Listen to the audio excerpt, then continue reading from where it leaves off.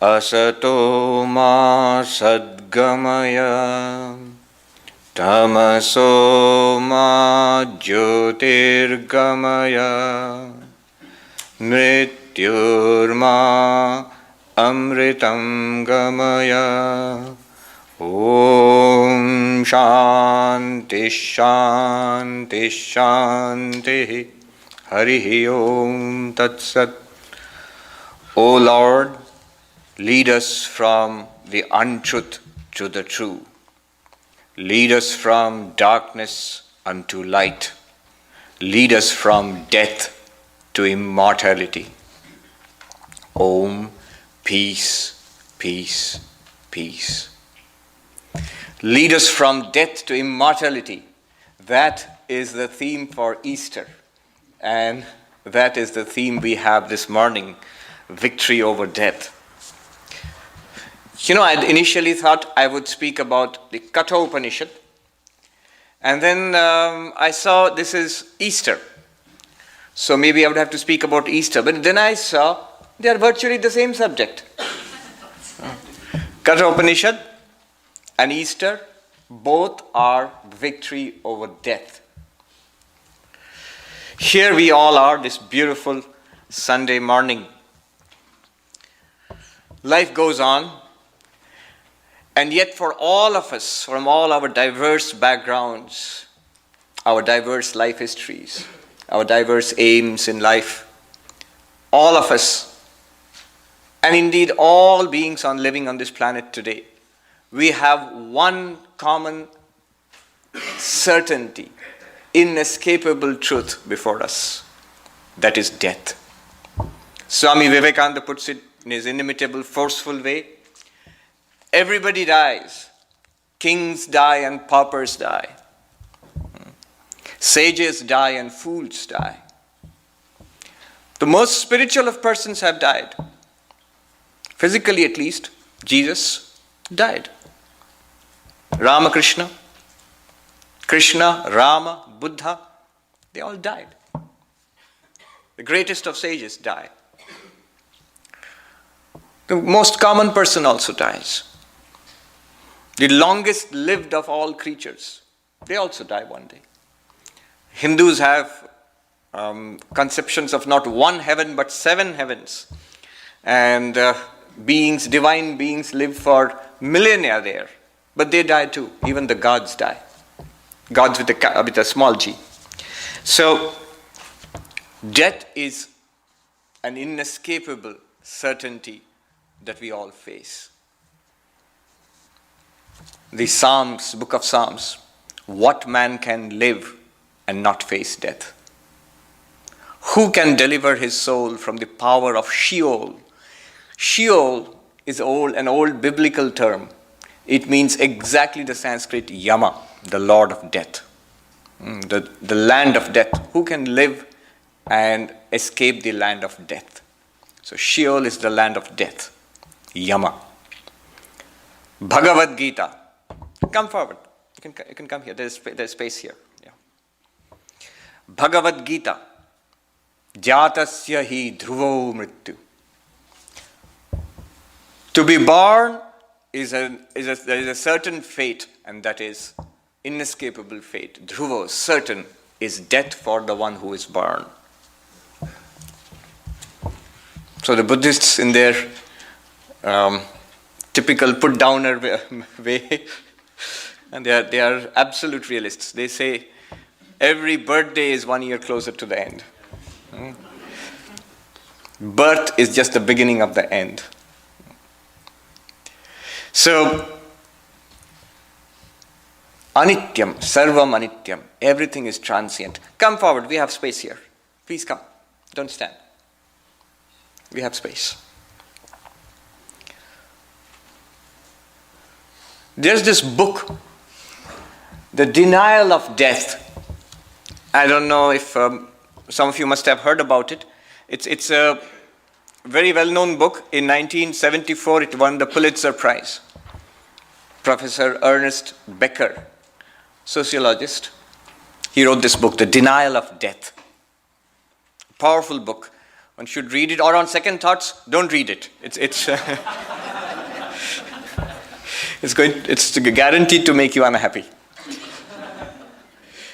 In that book, Professor Becker himself died the same year he got the Pulitzer Prize, this very year it was published. It's quite touching. The editor of Psychology Today, who reviewed the book, he asked for an interview with the author, Professor Becker, and he was told that Professor Becker is terminally ill with cancer and has got 1 week to live.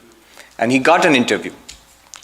And both the person who was interviewing and the person who was being interviewed, they knew that Professor Becker, the patient, would not live to see the publication of that interview. The denial of death. And there he shows that the fear of death is the most pervasive power in our lives. The most pervasive power. We may say, no, I don't really think about that. Some very morbid people might, some philosophers might, some poets might, but I don't think about death. And Professor Becker shows how we do not think about that. That's true. As Montaigne wrote, that the peasant in the field is unconcerned about death. You may say that because he is stupid, then Montaigne writes, then we should learn from that kind of stupidity. And Professor Becker says, today we would call it repression.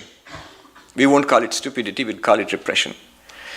He shows that the fear of death is all pervasive in our lives, but it's also true that we do not think about death because we deny it. We turn our face away from it, and that's a great blessing.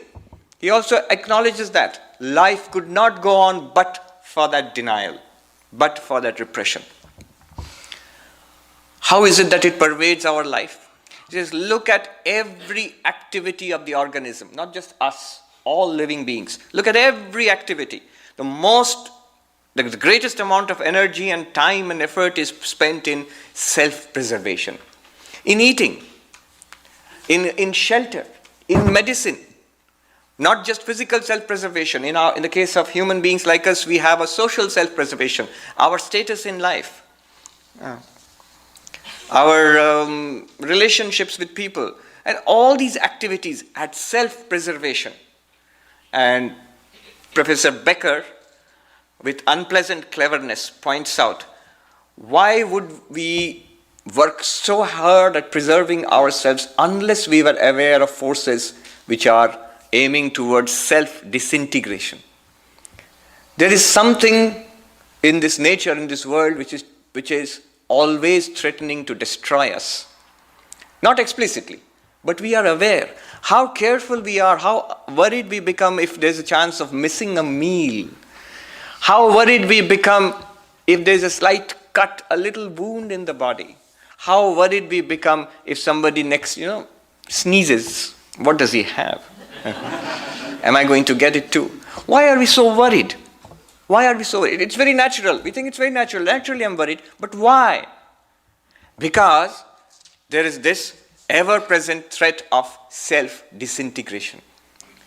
And we are always struggling to preserve ourselves. And he shows that one after another. He says we have these immortality projects. He calls them immortality projects. He calls them heroism. It might be high heroism. He calls it high heroism of the patriot who wants to give up his or her life for the country so that he or she may live on in the larger society in the country.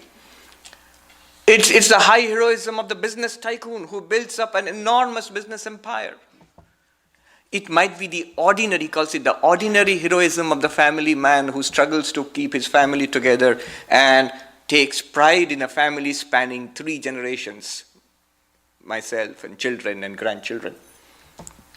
And all of that he calls immortality projects. They are all struggle against the inevitability of death, of the darkness, of the final darkness. The denial of death. We deny it, and yet we cannot truly deny it. That is the nature of repression. Thanks to Freud, we know, Freud in the United States itself, he gave a series of lectures towards the end of his life, and he was asked in a classroom, could you explain this whole business of repression to us? What happens? And it was a classroom. So he gave a now famous example. He said, Suppose there are some unruly students in the classroom, and the professor asks those students to leave the classroom. And they do leave the classroom. He turns them out. But they don't go away.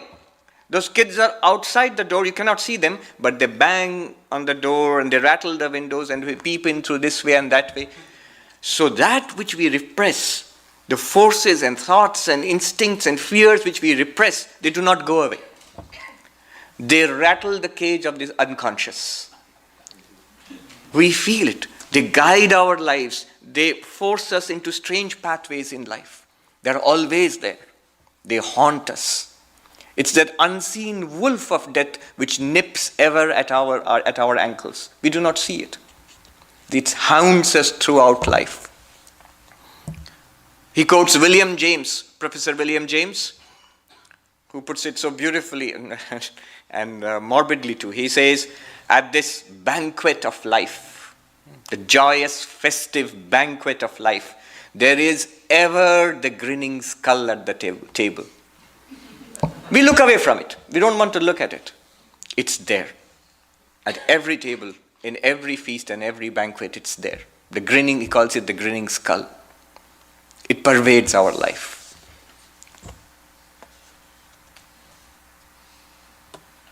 Kathopanishad is about that.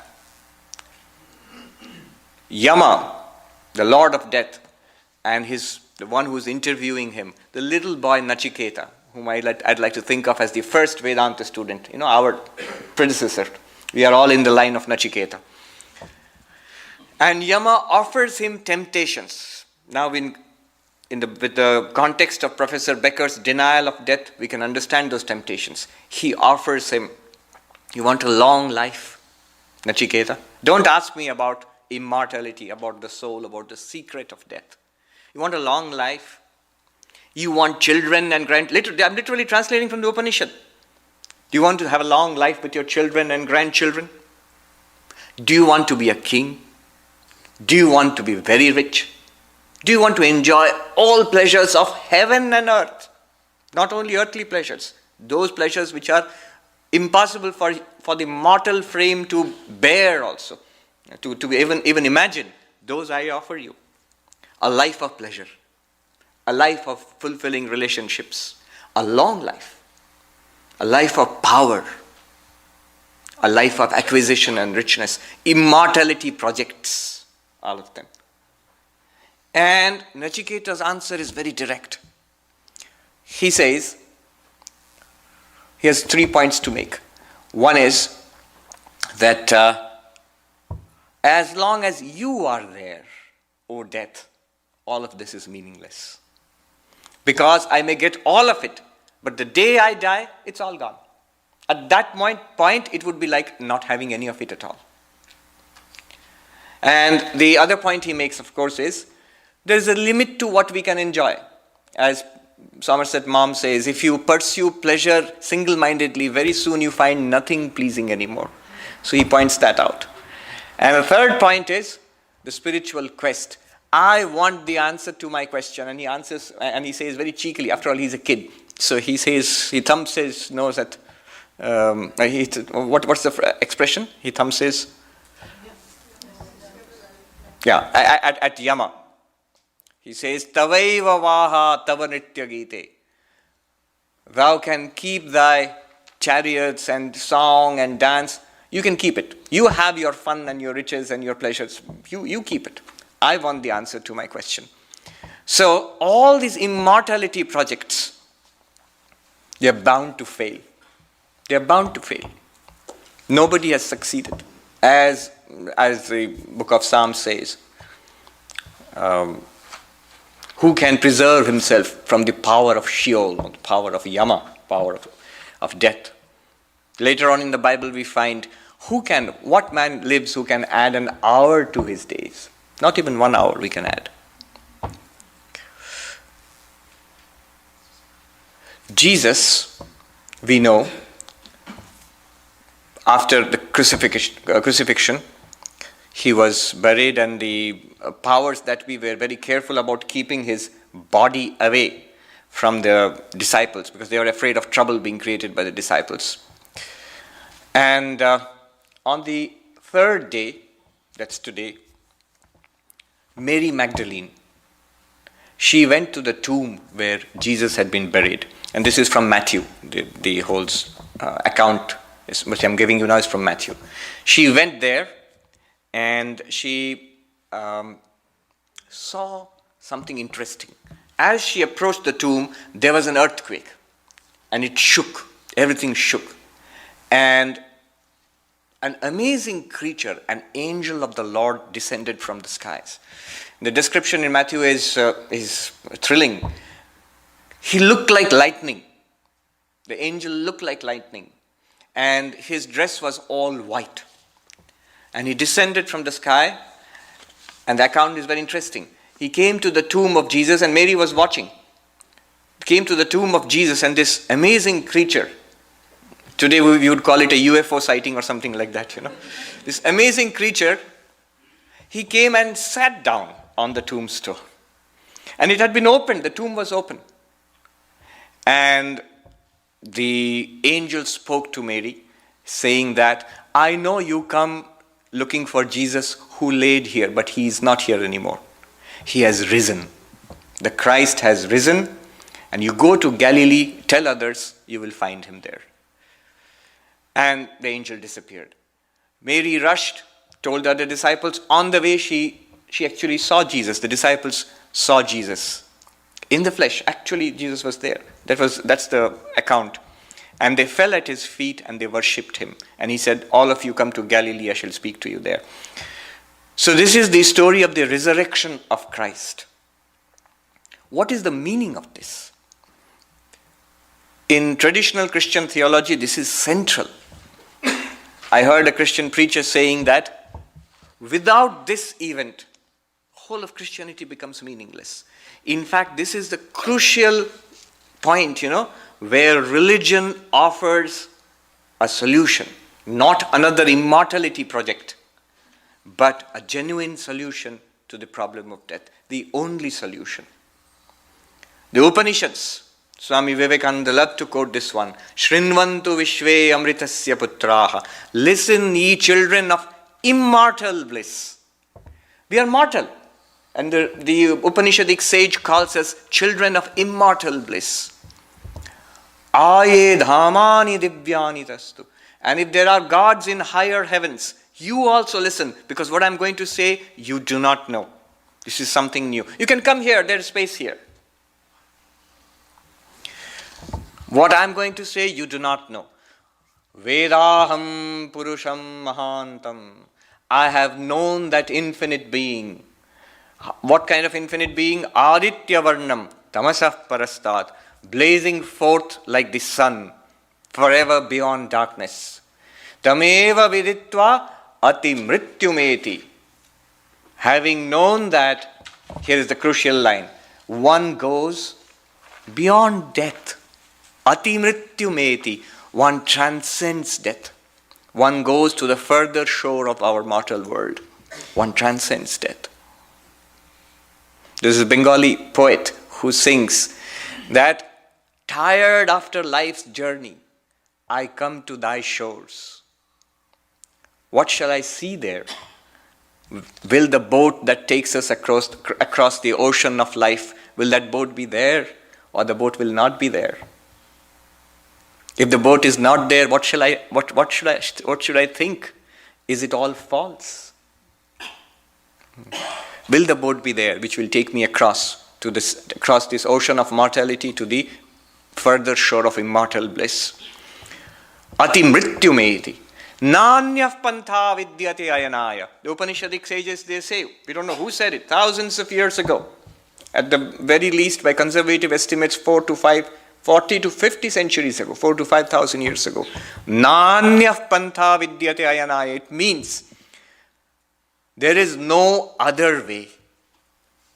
No immortality project is going to help.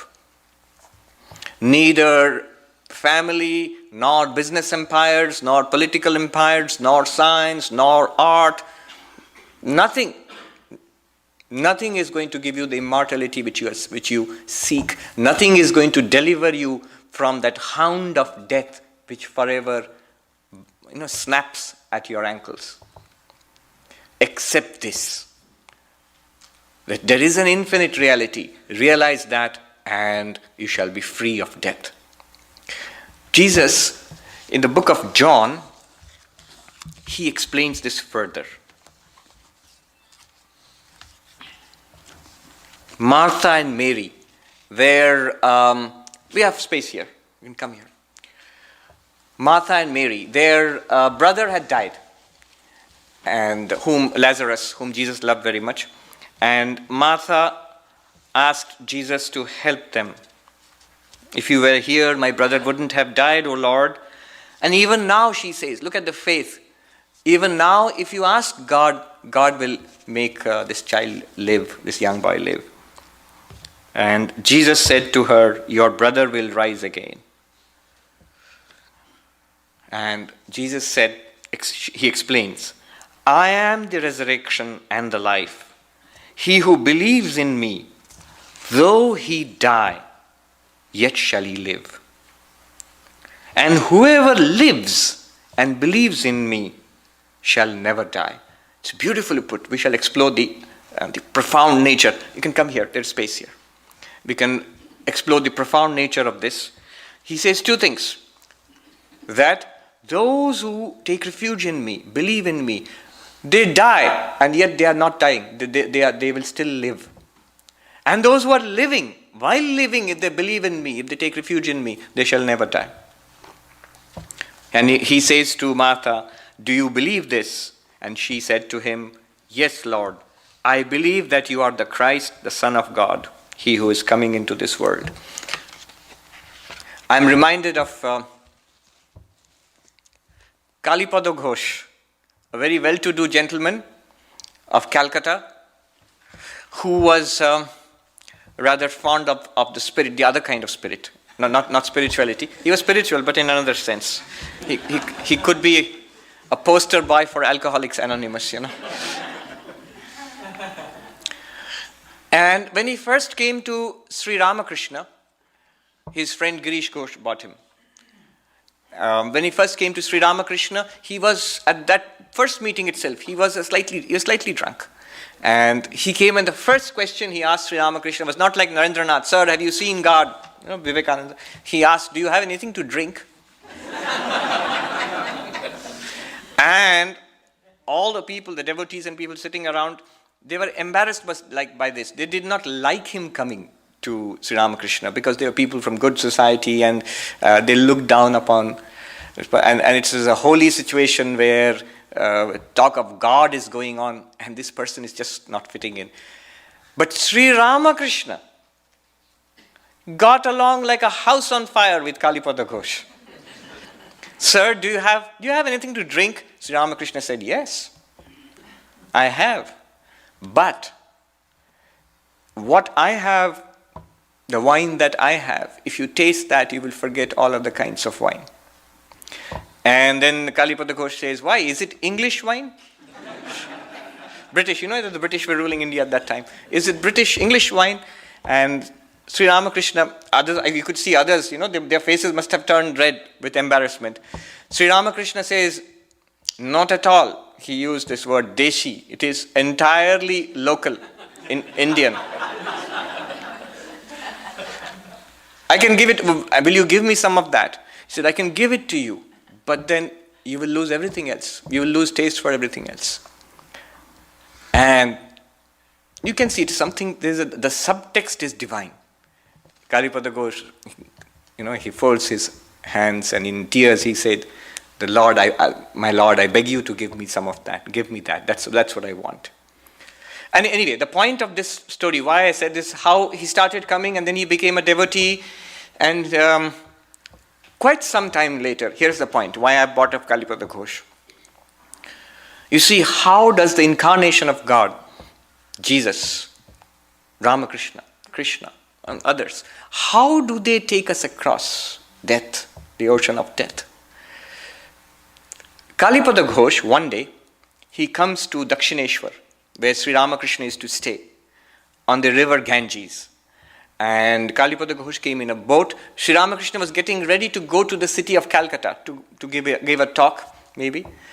And Kalipada Ghosh said, "Sir, I have got my boat. You can come with me. You don't have to go by a carriage and cross the bridge. I'll take you across on my boat." Sri Ramakrishna says, "Yes. All right, I'll go." He's innocent, childlike. He didn't know what Kalipada Ghosh had got up his sleeve. So he got into the boat, and Kalipada Ghosh ordered the boat to be taken to midstream, in the middle of the river. It's a big river. In the middle of the river, he stopped the boat. He ordered the boat to be stopped. Sri Ramakrishna said, "What are you doing?" He said, "No, we shall not go any further until you give me what I want." Sri Ramakrishna is flustered. He said, "What is all this? What do you want?" "I want your grace." And Sri Ramakrishna said, yes, it's all right. I bless you and let's go now. He said, "No, I want your grace." And then Sri Ramakrishna, imagine, the incarnation of God. It's like Jesus in front of you. And Sri Ramakrishna says, "Here, I give you the mantra." Initiated him. Kalipada Ghosh says, "No." He takes the initiation, doesn't refuse it. He takes it. But then he says, "No, I want your grace." Sri Ramakrishna says, "What more do you want?" "I want your grace, and we shall not go any further until you are gracious." And then Sri Ramakrishna says, "See, if you force God, you don't know how far he will go." He says next, "You don't have to repeat the mantra also. It will happen by itself. Your enlightenment, your freedom, you will be delivered by itself. You don't have to do anything." And Kalipada Ghosh says, "No, I want your grace." Now Sri Ramakrishna is completely bewildered. What more can he give? He is giving salvation, freedom, at no cost. There are no hidden fees. I was flying by Southwest this time and they advertised, "We have no hidden fees." There are no hidden fees. It's freedom. You don't even have to do sadhana. And it's guaranteed by God himself, no less. And Kalipada Ghosh still says no. And the next part is, it's really profound and touching. Then Sri Ramakrishna, sort of exasperated and rattled. Sri Ramakrishna says, "What do you want? Tell me." Then Kalipada Ghosh says, "My Lord, the day I die, it will be dark. My relatives, nobody will be around me at that time." He's narrating so vividly. I'm sure he had a dream or something. How did he know all this? He says, "It'll be dark.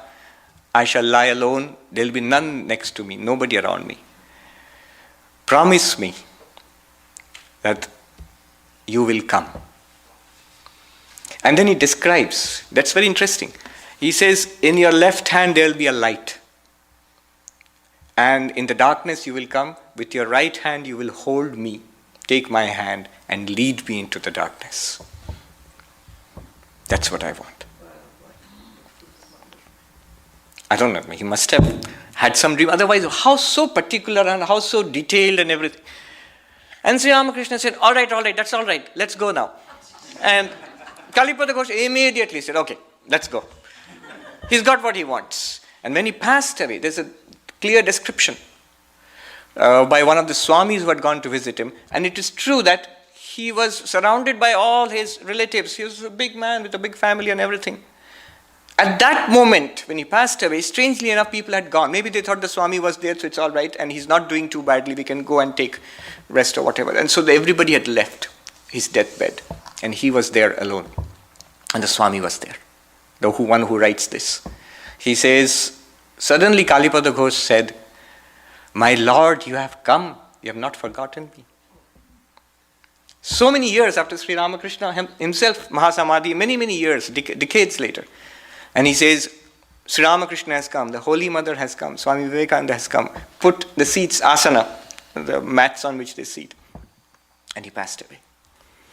Now, the avatar, the Shastras say, the Lord comes. Sometimes he comes in the form of the Guru.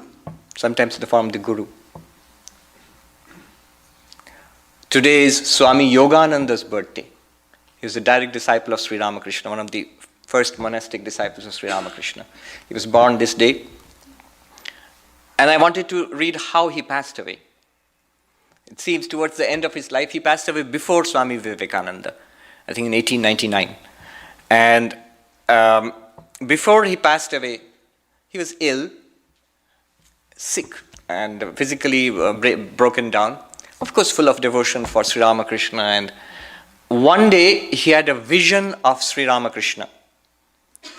And he prayed to Sri Ramakrishna that let this life be my last life. I do not want to come back. Give me moksha, freedom from birth and death. And Sri Ramakrishna said, you have to come again. Come again, not in the sense like we come, because they are fully illumined souls, but for the welfare, for our welfare. When the incarnation comes, a group of his helpers, Ishwara Koti, they come with him. And Yoganandaji was one of them. And Yogananda refused. He said, no, I will not come again. Let me go this time. And Sri Ramakrishna disappeared. Neither Yogananda would give in, nor Sri Ramakrishna would give in. Sri Ramakrishna already had passed away by that time, Mahasamadhi. And then I think another of the direct disciples, probably Swami Brahmananda, said, why do you disobey the master? If the master wants you to come again, you'll definitely be with him again. And another play of the divine incarnation. So obey the master, agree to his wishes. Swami Yogananda finally gave in. He said, let the will of the Lord be done. If he wishes me to come again, I shall come with him again. After that, he passed away. A few days later, I think Swami Shivananda was with him in the last moment, and he asked Yogananda, who was fading fast, do you remember the master? Do you remember Sri Ramakrishna? And Yogananda said, yes, much more than ever before. He was probably afraid whether the Swami is losing consciousness, losing memory. He says, much more than ever before. I am full of the Lord now. And he passed away. So the Lord mediates our transition from this life to the next. This is what Jesus meant when he said that those who die, if they take refuge in me, at the point of death, they shall live, they shall not die. Those who have died, they shall live, he says. This in Vedantic terminology, this is called Videha Mukti. At the point of death, they are released forever from the bondage of life and death. And the other one, he says, yet while living, those who take refuge in me, they shall not die. In Vedantic terminology, this is called Jivan Mukti. In living, already we are in this life, the body has not yet perished, we are still living, and you get enlightenment. You realize what you are. Now the question is, all this is fine, well and good. But how is it that mortal man becomes immortal? How does that work? We may be emotional and we may be moved by the stories of Kalipada Ghosh and Lazarus, and Martha and Mary and Jesus and Ramakrishna. All that's wonderful. And probably that's all that kind of faith is all that is necessary for liberation and for immortality. But how does it work? What exactly is it that happens? That was the question that the little boy Nachiketa had when he asked Yama. He asked this question. He said that Yama gave him 3 boons. The Lord of Death gave the little boy 3 boons. You can ask for 3 things. And Nachiketa, first he asked for something a little boy will ask, because his father had banished him from home. So Nachiketa naturally, he said that first thing, let my dad not be mad at me anymore. A very intelligent boy. He said, when I go back home, my dad should recognize me and should not be mad at me anymore. Nobody goes back from the land of death. Nobody has as yet. And that's not what Nachiketa asked. He didn't ask that I should go back, I should live again. He took it for granted. He was a very cool kid, Yeah, I'll go back. I'm dead now, but I'll live. Of course you will send me back home. So that's all right. But my dad should like me. He shouldn't be mad at me anymore. So that was the first thing. If you know the story, that makes sense. And that's a very nice touch to the story. The second thing was conventional religion. In those days, religion was these huge fire sacrifices, complicated fire sacrifices that the Vedic people used to believe in. And he says, teach me the best fire sacrifice. And Yama, the Lord of Death, teaches him the best fire sacrifice. And so pleased with this little boy, the Lord of Death says, from now on, this fire sacrifice will be called Nachiketa Yajna. It will be called by your name, after you. But all that is secondary. The third question is most important. Nachiketa asks, some say, this is what I really want to know, some say after death we are. Some say after death we are not. What is the truth about this? I would like to know. Essentially, he's not asking whether we exist after death or not. That's secondary, because he belonged to a religious culture where people did believe that people existed after death, and they went to different planes. That's why he asked for the fire sacrifice. How do I go to heaven? All those things. But what he was asking about was the nature of the soul. He was basically asking, who am I? What am I? What is this mystery of life? What am I? Body is born, body will die. The Gita says, Jatasya hi dhruvo mrityu, dhruvam janma mritasya cha. It is certain that those who are born shall die. But it is equally certain that those who die shall be reborn. There's this cartoon where a Christian says to a Hindu, I am a born again Christian. And the Hindu says, I am a born again and again and again and again Hindu.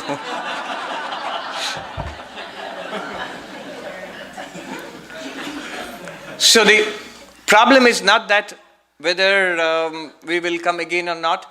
The problem is that we die again and again and again. And we repeat this futile drama of this life in variations again and again and again. It's this life repeated ad infinitum. Swami Madhavanandaji, who was the president of the order many, many decades ago in the 1960s, and he had come to the United States in New York for an operation, a brain operation. He had a tumor in the brain. And he was being nursed there so that he would recover. And one day there's this very senior Swami, Madhavanandaji, he was sitting in the room nearby, and this group of American devotees were sitting there. They were discussing the latest innovation. The birth control pill had been invented, and it was creating a lot of debate in society in the 60s or 70s, 60s, in the 60s, early 60s. And there were people for it, there were people against it, and so on. They were discussing this, whether it should support it or be against it. And of course, they thought that Swami shouldn't hear this discussion because it's something, definitely he will not be interested in this. And the Swami from the distance, he says, I support it. And then they looked, oh Swami, you have a position on this? And the Swami said, yes, my position is, I am against birth and against death. No birth and no death. And when Swami Vivekananda in the 19th century, late 19th century, when he was in this country, the idea was religion is meant to go for us to go to heaven. That's the purpose of religion. It's like the conventional religion of the Vedic times, which Nachiketa talked about with Yama, that how can we go to heaven? That was the purpose of religion, conventional religion. And that's what people thought in this country too. And Swami Vivekananda used to deliver these shockers. He would say, I have not come here to teach you how to go to heaven. I have come here to teach you how to stop going to heaven. This gentleman who was with him in a train, he said, well, you are definitely going to hell. And Swami said, what about you? He said, I'm going to heaven. And Swami said, all right, then I prefer going to hell.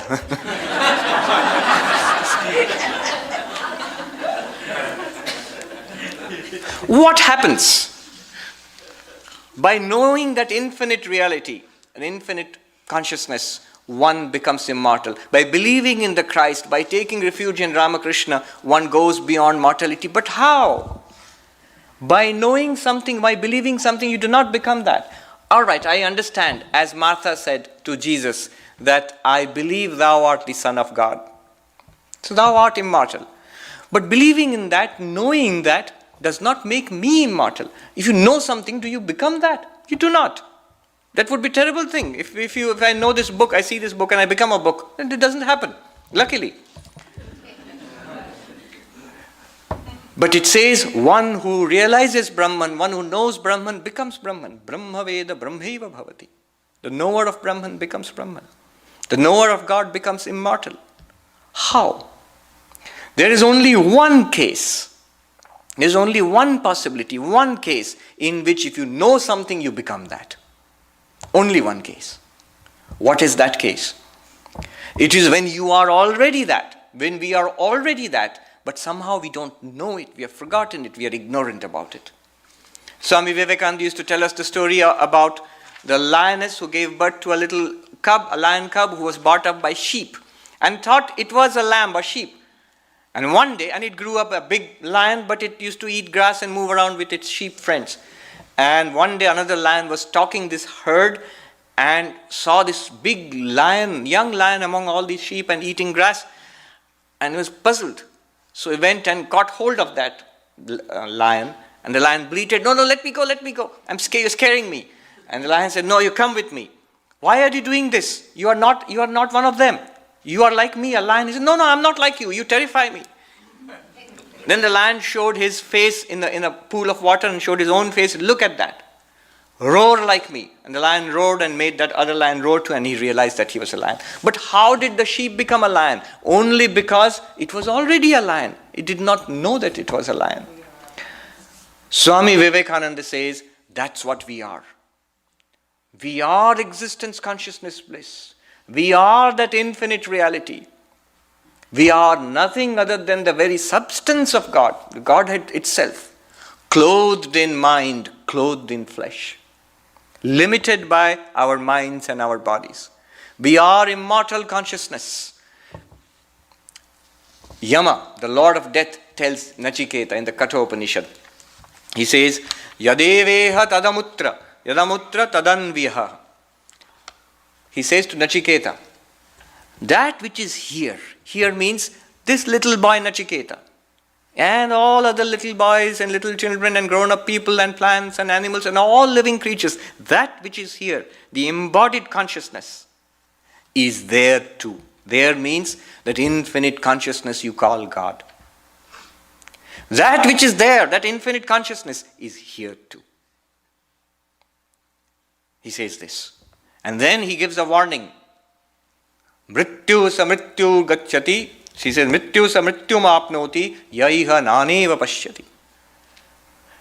The one who sees the slightest difference between himself or herself and God, who sees the slightest difference, goes from death to death. Yama is harsh. He does not say, it could be just as easily said he goes from birth to birth. Birth is a little more pleasant. He says, no, he goes from death to death. It's exactly the same. He goes from death to death. Mrityu samrityum apnoti. He attains death after death. Who sees the slightest difference between himself or herself and God and the Lord. You are one and the same. As I think it was Emerson who said that there are people who claim to be fond of not Emerson, the humorist, Mark Twain. He said, there are those, I've seen that those who claim to be fond of the brutal truth are usually more fond of brutality than the truth.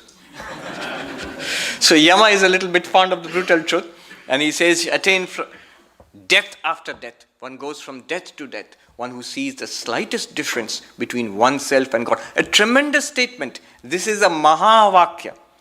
Not one of the conventional Mahavakyas. What is a Mahavakya? The Sanskrit term means the great sentence. A single sentence which compresses the entire teaching of the Vedanta, of all the Upanishads, into one sentence. It's something that you can take away. Your takeaway from this talk is that one sentence. And the most famous one, Swami Vivekananda said it so many times in this country and everywhere, and we all know about it. That thou art. Tat tvamasi. That thou art. You are that. That what? That stands for God. Tat sat in Chandogya Upanishad, if we see, you are that. So this is the Mahavakya, the great sentence, which compresses the entire Upanishadic wisdom into 3 words.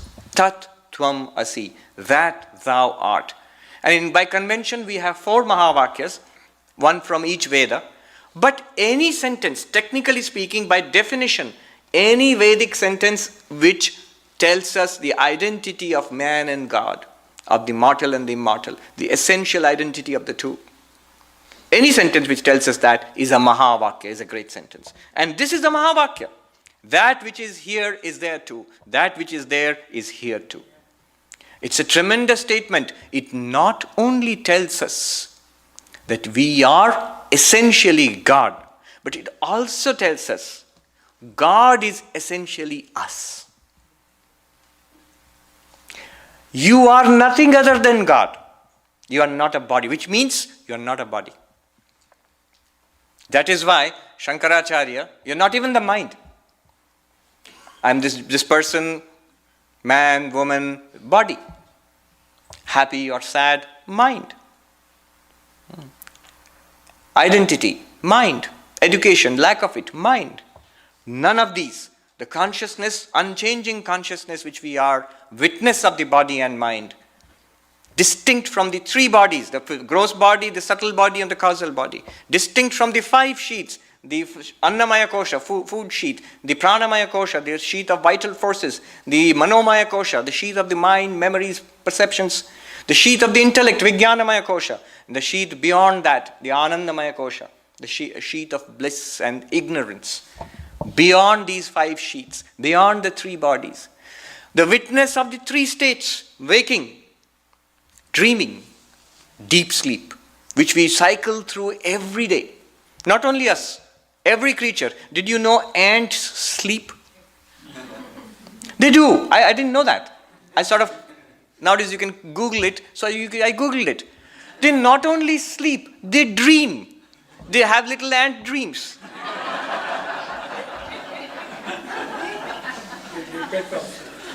Yes.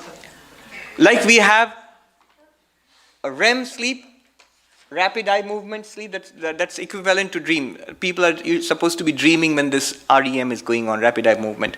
They have a RAM sleep, rapid antenna movement sleep.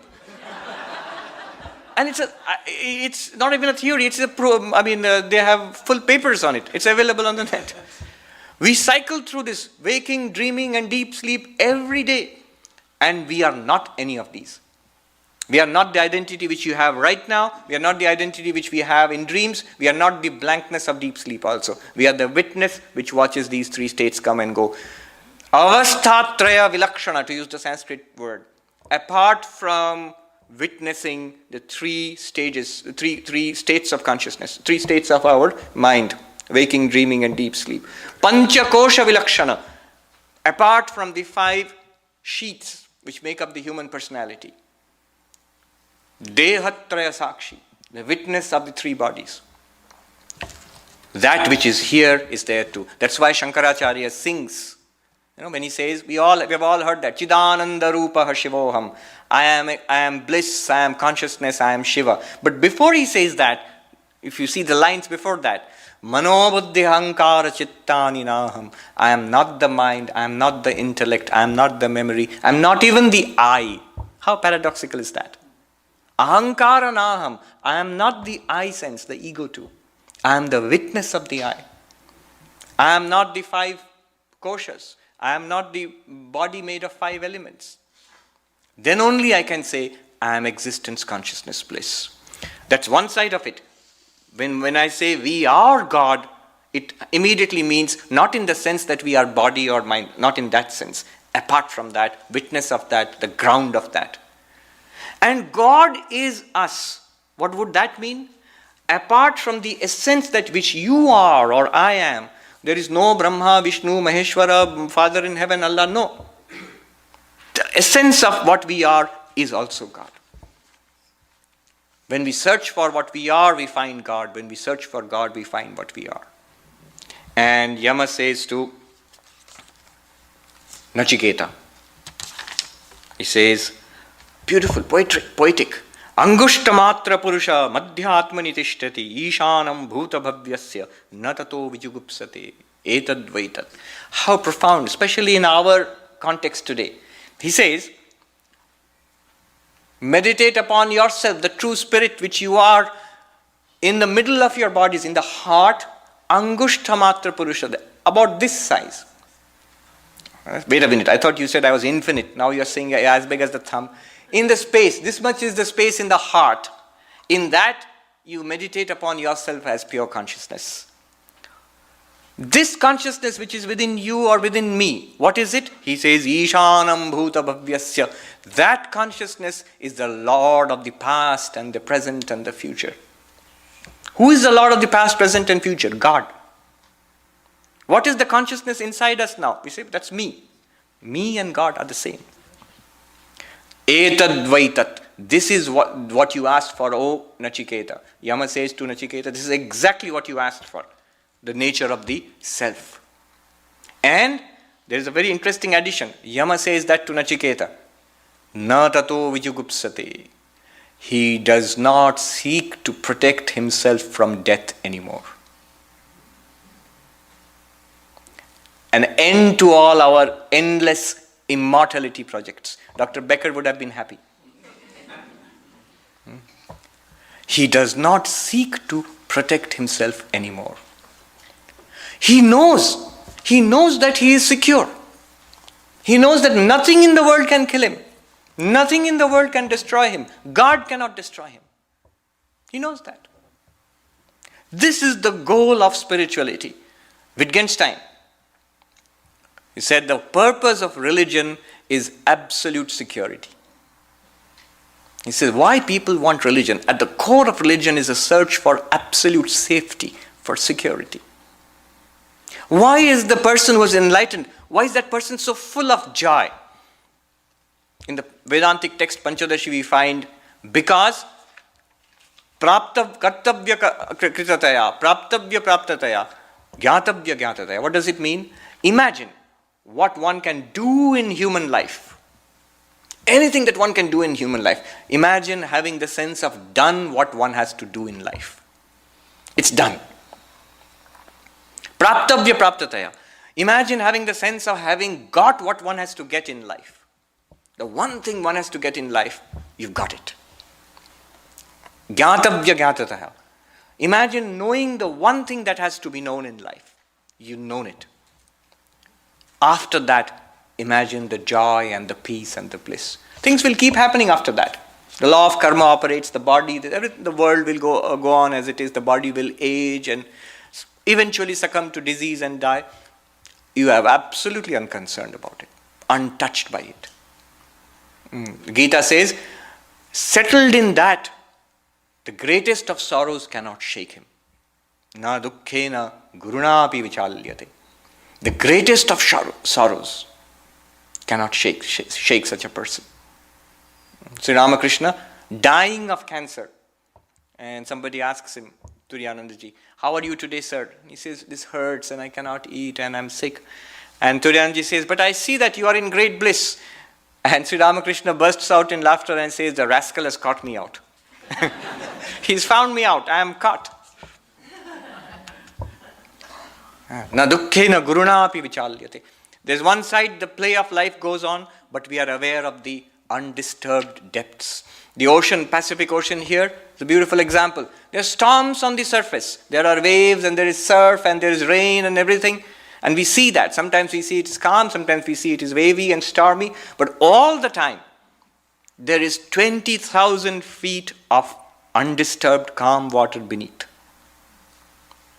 We don't know that. We see the surface. This shows us the depth of our own beings. Etadvaitat, Yama says to Nachiketa, this is what you asked for. And he says,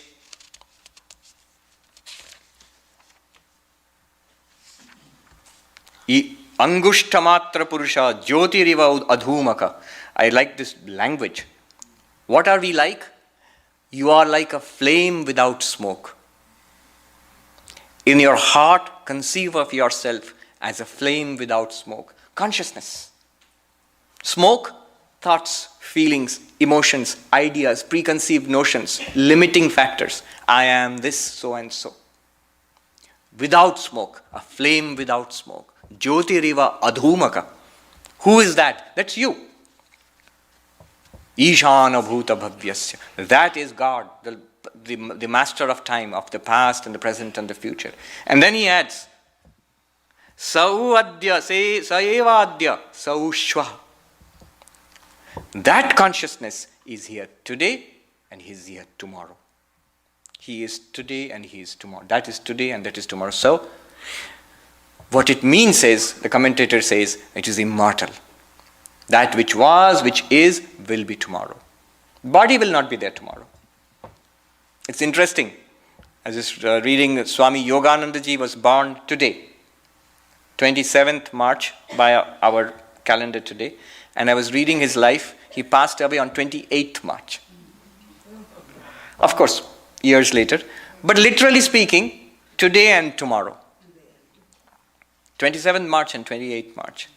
The body will perish tomorrow. And here Yama says to Nachiketa, he is today and he shall be tomorrow. Etad vaitat. This is what you have asked for, Nachiketa. This is the core of religion. This is the core of spiritual life, spiritual practice. There is no project more worthwhile. You see, we are not doing anything except trying to escape the fear of death.